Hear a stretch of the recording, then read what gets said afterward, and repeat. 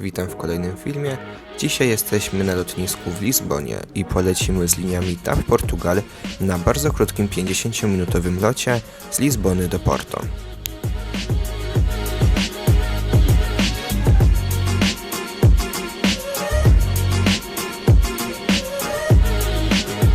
Jednostka musiała zrobić test na koronawirusa, więc szukaliśmy punktu testowania linii lotniczej TAP Portugal.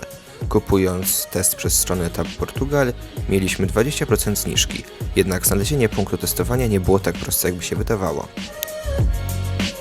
Wszystkie znaki na całym lotnisku prowadziły na parking podziemny, jednak okazało się, że nie jest to punkt testowania dla linii TAP Portugal. Zostaliśmy przekierowani z powrotem na terminal.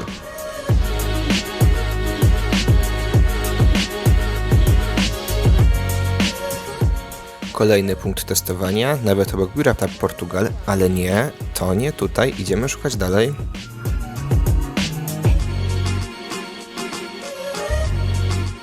I w końcu trzecie miejsce w rogu lotniska, znaleźliśmy punkt testowania dla naszych linii lotniczych.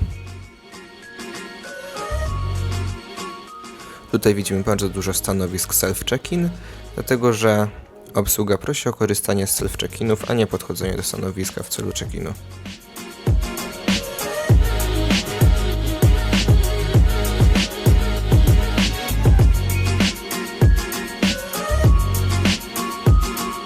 Nasz lot do Porto o 23:25. I stanowisko do samodzielnego nadania bagażu. Ogólnie obsługa jest bardzo prosta, trzeba zeskanować kartę pokładową i położyć bagaż na taśmie.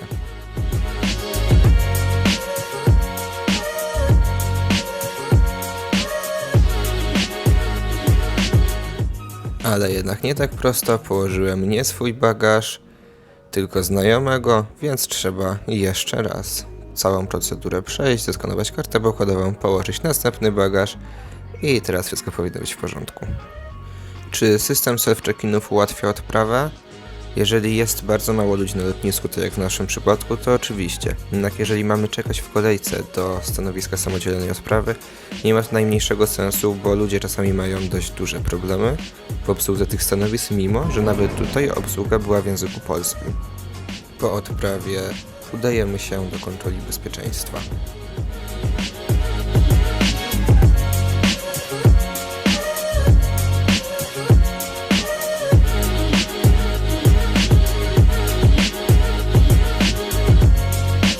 Idziemy do kontroli bezpieczeństwa. Dzisiaj wszystko przebiega bez kolejki i obsługa na kontroli naprawdę bardzo miła, bardzo sprawna, wszystko w najlepszym porządku. No i oczywiście moje ulubione przejście przez sklep wolnocłowy po przejściu kontroli bezpieczeństwa. Mamy informację, że przejście do bramek Gnoszenga zajmuje nawet 20 minut. I to, co jest bardzo fajne na lotnisku w Lizbonie, to przy prawie każdych siedzeniach mamy taki słupek z gniazdkami.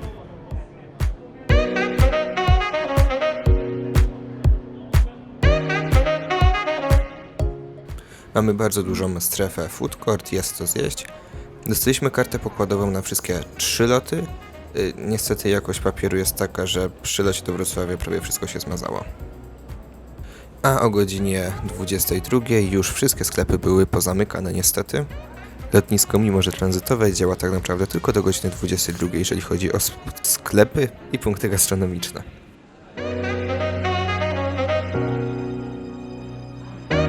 Odlatujemy z gate'a 17.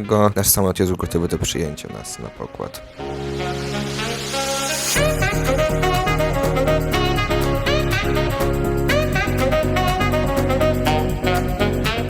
I boarding rozpoczyna się o czasie, sprawdzenie karty pokładowej i dokumentów i wchodzimy na pokład.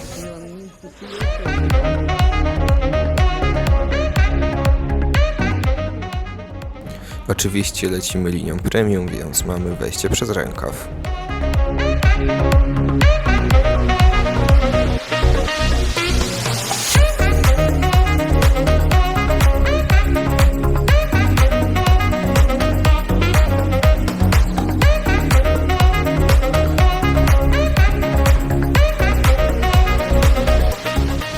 Jesteśmy już na pokładzie. Od obsługi dostajemy chusteczkę do dezynfekcji, mijamy klasę biznes, klasę ekonomii extra, miejsce ekonomii extra, bo tak to się nazywa w TAP Portugal, które nieodpłatnie udało nam się zająć, czego dowiedzieliśmy się dopiero przy check-inie, gdzie mogliśmy sobie te miejsca po prostu wybrać.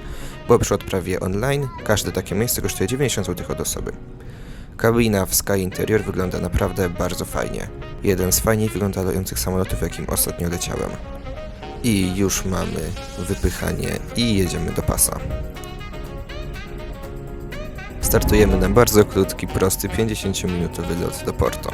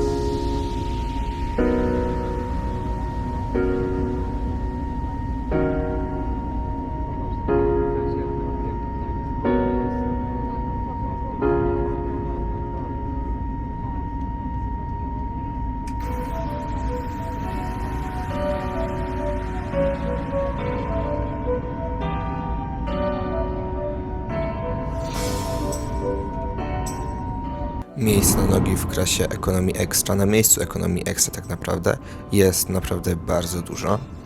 Mamy przed nami standardowo dość duży i rozkładany stolik.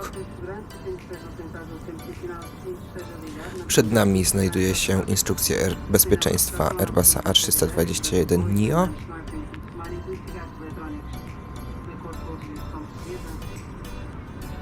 A także menu pokładowe, jednak na tak krótkim locie nie była prowadzona sprzedaż.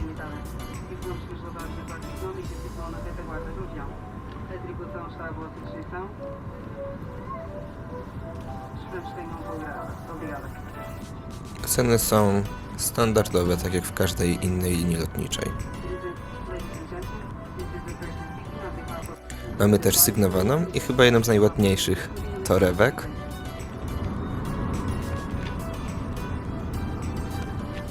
A także wyjątkowo sygnowaną chusteczkę dezynfekującą.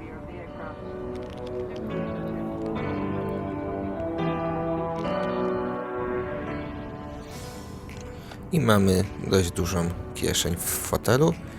Pod fotelem znajduje się gniazdo do ładowania urządzeń i gniazdko USB. Mamy zagłówek regulowany na boki i regulowany góra-dół.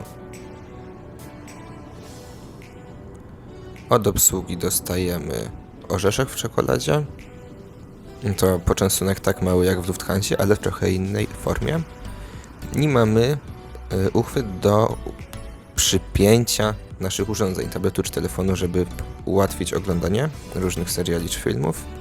Fotel odchyla się nawet w porządku. Nad głowami mamy nawiew klimatyzacji i lampka. Toaleta jest standardowych rozmiarów, przez cały lot była czysta.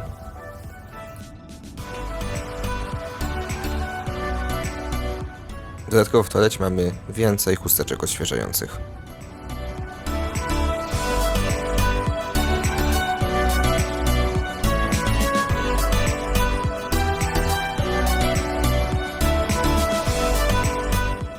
Już podchodzimy do lądowania w Porto.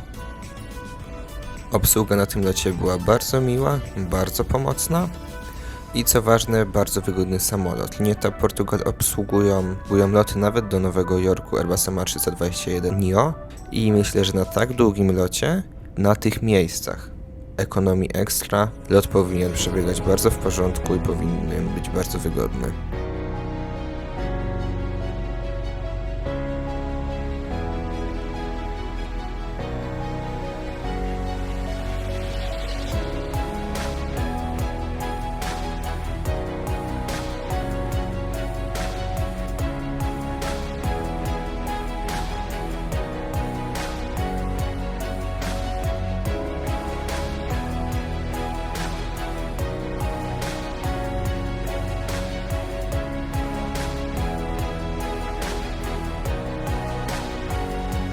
I jesteśmy już w Porto.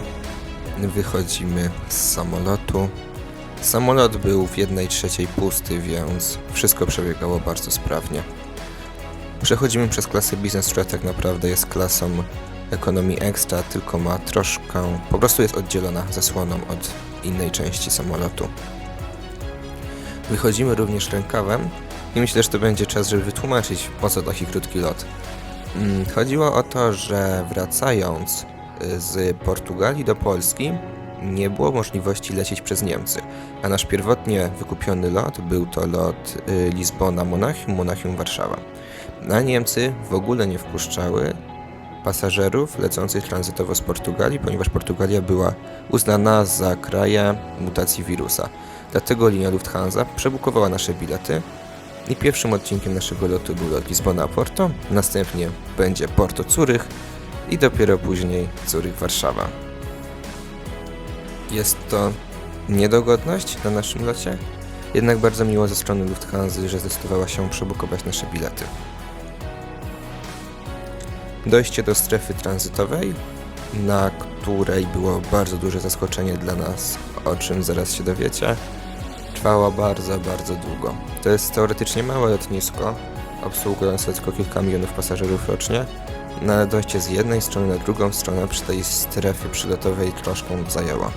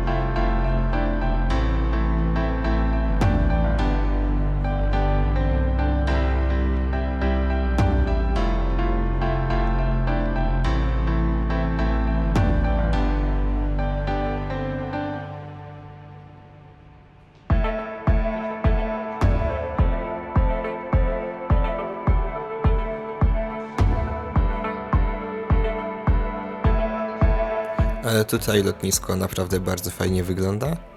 Ludzie się śmiali, że troszkę jak statek kosmiczny. Naprawdę bardzo fajnie to wygląda.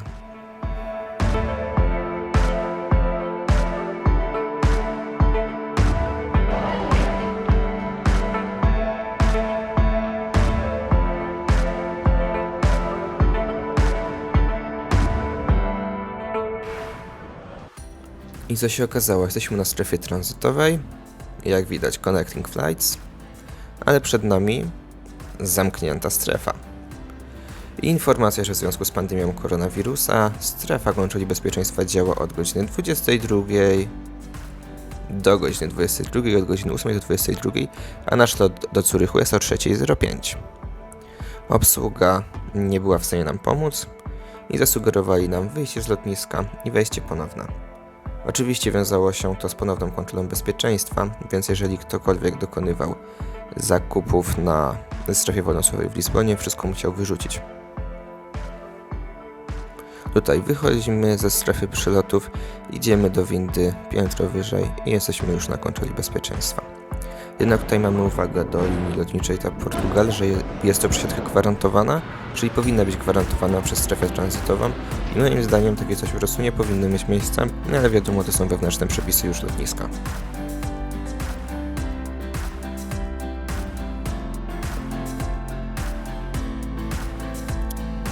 Widzimy tablicę odlotów, nasz lot do Zurychu jest o 3:05.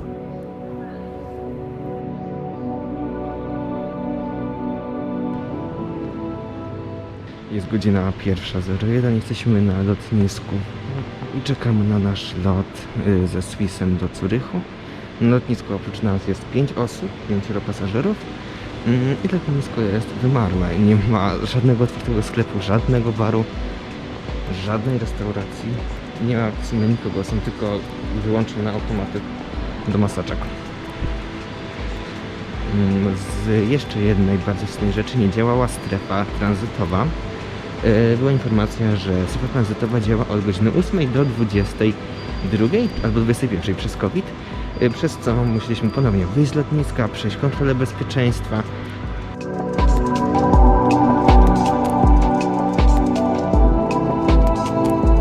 Dziękuję za oglądanie filmów. Zapraszam do subskrypcji kanału, polubienia filmu i komentarza. I do zobaczenia w kolejnych filmach.